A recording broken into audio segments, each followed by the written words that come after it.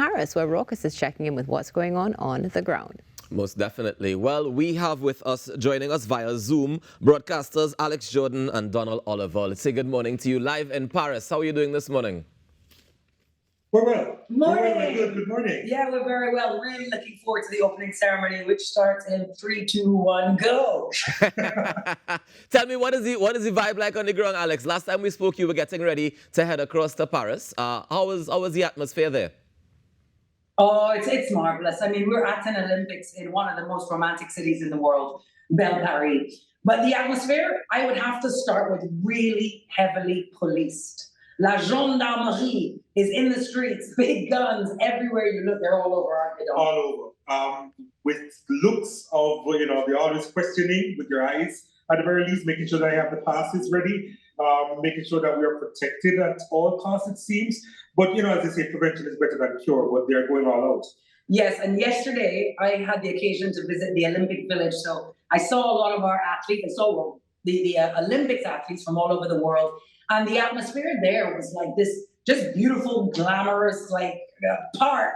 They have beautiful facilities and everyone was making friends and feeling relaxed because, a couple of days yet till competition starts. It's a huge facility with so many things to admire, as you see there. But just magnificent, the community that they've actually set up in Paris for the athletes who are relatively comfortable over there, we must add. Yes, indeed. There have been a few reports, to be fair. I see one of the leading stories in the Barbados Nation today is some issues with food. I compare, of course, to Tokyo. We know the Japanese culture, full of military precision, very disciplined society. Yeah. The French are a little different. And because the food is being made off-site and brought onto the athletes' village, I think they are having a few issues the last couple of days with things being replenished. Yeah. As you can imagine, they are hungry people.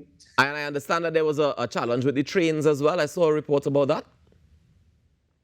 Trains, planes, and automobiles, trams, buses. There has been a little disorganization in terms of how you get places. And communication in particular. There have been a couple of instances where that has been the issue in terms of whether trains are express or not. So a couple of times, a couple of members of our crew missed stops because it wasn't communicated properly that, okay, this is express and during peak traffic hours, you're going to pass certain stops. So again, language barrier is a thing here in Paris. Not for her, of course. She would have been lost knowingly. The rest of us would have been lost unknowingly. That's the difference. Absolutely fantastic. Guys, the opening ceremony is kicking off in a little while. Is there anything in particular that we should be getting ready for and preparing ourselves for? First of all, I've been hearing rumors that the ceremony is taking place along the Seine. Is that true or is that just a rumor? It is going to be taking place along the Seine, and that's all the information we can give until broadcast time, believe it or not.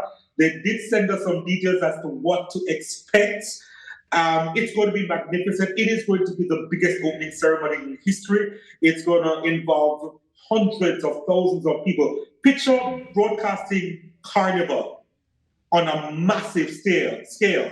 That's what the opening ceremony is going to be like on the streets of Paris. And moving on water. It's an ambitious program. We're really looking forward. And one of Donald's favorite singers is making a massive comeback. Celine Dion, Mercy. Cannot wait to see that well from our wonderfully talented musician who has been through a lot the last couple of years, and it's good to see her making a comeback later tonight in Paris.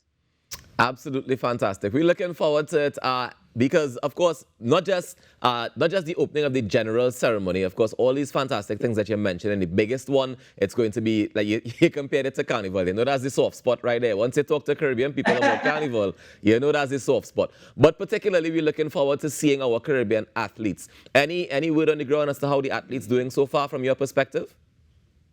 Yeah, you know what's interesting? I thought about this before coming on because I've been struggling for the first time in my life with sleeping, and we've been on the ground for 3 days. I've had 3 nights to attempt to sleep. When I was in the athletes' village yesterday, I met many Caribbean athletes who arrived that day, as in yesterday. So it will be interesting to see how the athletes catch up in terms of jet lag to get ready for their events. Some of the athletes, of course, would have been based in Europe days before to try and get acclimatized to get rid of jet lag and so on, and then they would have made their way across to France. but there are some that are actually coming from the Caribbean straight there because of resource issues that they wouldn't have been able to afford camps like that. So as far as those are concerned, they have to make a tougher transition than the rest. I saw a very relaxed looking Michelle Liai yesterday in the Athletes Village. She was taking a stroll just along the Seine, looked relaxed, looked ready. Well, I know that she definitely was part of the team that went to the training camps before, so she should be ready, as should the rest of Team TTU, and of course, the entire Caribbean contingent. We want to wish them all the best as we get ready for the live start today. So, anything that we need to be prepared for before we kick off the ceremony this afternoon? Well, just the fact that it's going to be massive, huge. You can raise your expectations to the highest level possible, because I think it may just be higher than that, what we'll see tonight along the Seine and right up towards the stadium, which will host the conclusion of these opening ceremonies. Yeah, he's right. It may supersede our expectations because we're talking about such an important event. The opening ceremonies of the Olympic Games. You know, the Olympic Games are unique. Mm-hmm. It's not like any other games in the world. This is the pinnacle of amateur sport, really. You know, even the pros who make gazillions, it's not quite the same if you don't have Olympic gold, right? Yeah. So imagine that level of ceremony, the kind of weight that carries, and then imagine it in one of the most beautiful and romantic cities in the world. And the fact that the games are open once again. Ouvrons grand les Jeux. That's right, off the back of Tokyo, where we had none of the public involved. It's a whole different feeling here in France.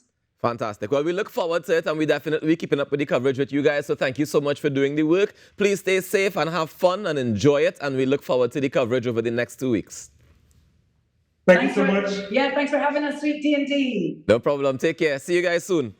And that's Alex Jordan and Donald Oliver out there in Paris. They're getting ready for the broadcast of the Olympics 2024 opening ceremony happening at 1:30 p.m. right here on TTT. You don't want to miss it. Let's take a quick break and come back with more on the Now Month.